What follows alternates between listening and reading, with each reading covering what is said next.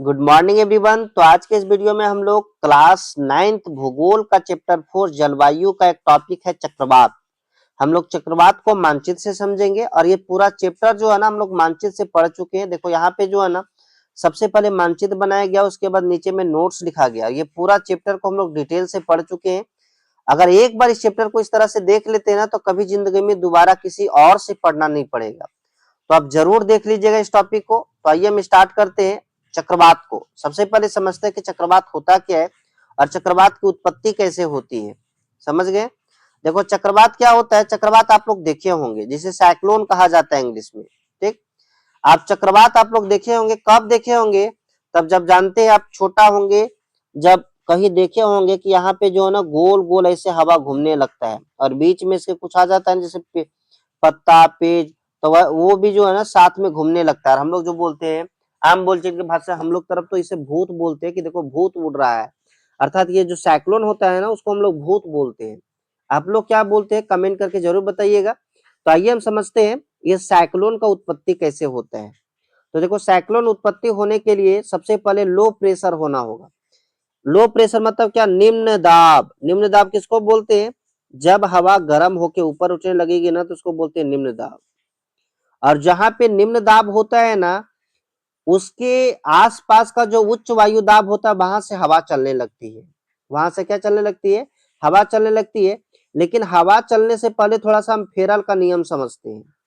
देखो फेरल जो है ना, क्या बोला था कि पृथ्वी के घूर्णन गति के कारण उत्तरी गोलार्ध में जो हवा चलेगा ना वो अपनी दाईं ओर मुड़ जाएगा। ये दाईं, यस देखो इसका ट्रिक है, यस यस बना लेंगे। देखो ये दाईं ओर मुड़ रहा है ना, ये दाईं ओर।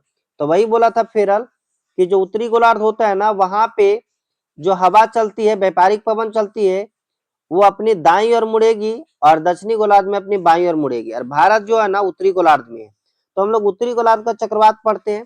दक्षिणी गोलार्ध में भी चक्रवात तो उठता है लेकिन उसका डायरेक्शन अलग होता है। ठीक है, अब यहाँ पे देखो, यहाँ मान के चलो गर्मी के कारण लो प्रेशर जनरेट हो गया। ये कौन सा प्रेशर जनरेट हो गया? ये लो प्रेशर जनरेट हो गया। यहाँ पे लो प्रेशर हो गया।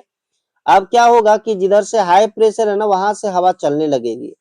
मान के चलो इधर से हाई प्रेशर, इधर से हवा चलने लगी, लेकिन हम जानते हो उत्तरी गोलार्ध में हवा अपनी दाईं ओर मुड़ जाती है।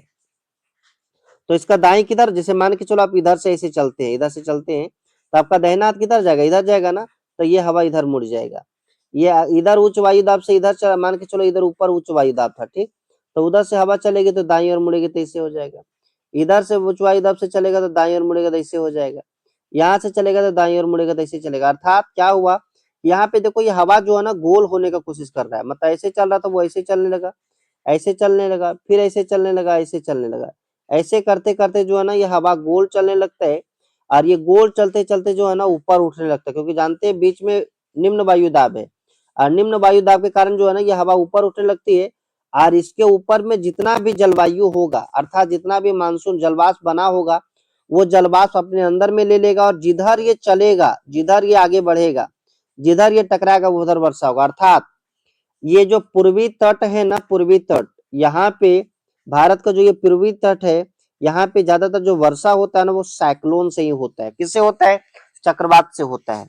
ठीक है, अब यहाँ पे ये जो चक्रवात है ना कहाँ पे उत्पन्न होता है? देखो यहाँ पे ये कौन सागर है? बंगाल की खाड़ी है कि नहीं?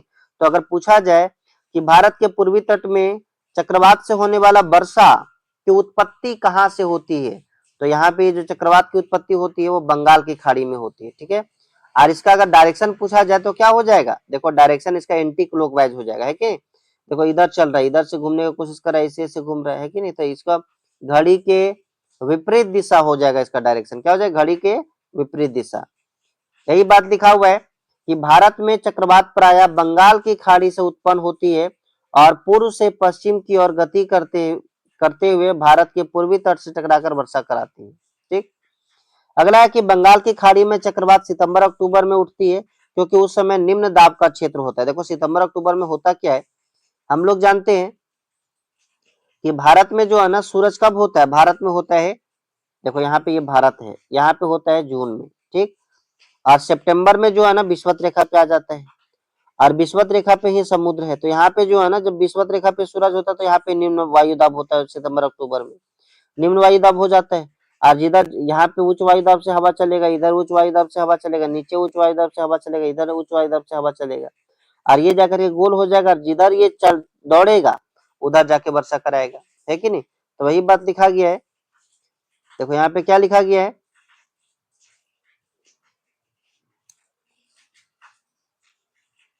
यहाँ पे देखो, बंगाल की खाड़ी का चक्रवात सितंबर अक्टूबर में उठती है, क्योंकि उस समय क्या होता है, निम्न वायु दाब होता है। बंगाल की खाड़ी में कैसा होता है, निम्न वायु दाब, अर्थात वहां पे सूर्य का प्रकाश होता है, गर्म होकर हवा ऊपर उठता है। अगला है कि उष्ण कटिबंधीय चक्रवात सामान्यतः विनाशकारी होती है। यह चक्रवात गोदावरी, कृष्णा तथा कावेरी नदियों के सघन आबादी वाले डेल्टा क्षेत्र में आते हैं। मतलब ये जो है ना विनाशकारी होता है, क्योंकि देखो जब बहुत तेजी से हवा घूमते हुए जाता है ना, तब बहुत से टकरा करके और बहुतों को नुकसान पहुंचाता है। ये विनाशकारी भी होता है, और ये ज्यादातर जो है ना, जहाँ पे ज्यादातर जनसंख्या, ज्यादा आबादी है, सघन आबादी है, वहीं पे डेल्टा से जो है ना, वही डेल्टा से प्रवेश करती है, और वहीं पे जाकर के जो है ना, ये चक्रवात जाकर के नुकसान पहुंचाती है। अर्थात इसके अलावा यह चक्रवात जो है ना, उड़ीसा, कोरोमंडल, देखो कहाँ कहाँ पे होता है ये चक्रवात से जो वर्षा होता है ना भारत में, चक्रवात से उड़ीसा में, कोरोमंडल तट में, पश्चिम बंगाल तथा बांग्लादेश में ये वर्षा होती है। ठीक है, ये था चक्रवात। और लास्ट टॉपिक इसका बचता है वर्षा का वितरण। ठीक है, तो अगर वीडियो अच्छा लगा हो तो सब्सक्राइब जरूर कर दीजिएगा। तो आज के लिए इतना ही, तब तक के लिए बाय बाय।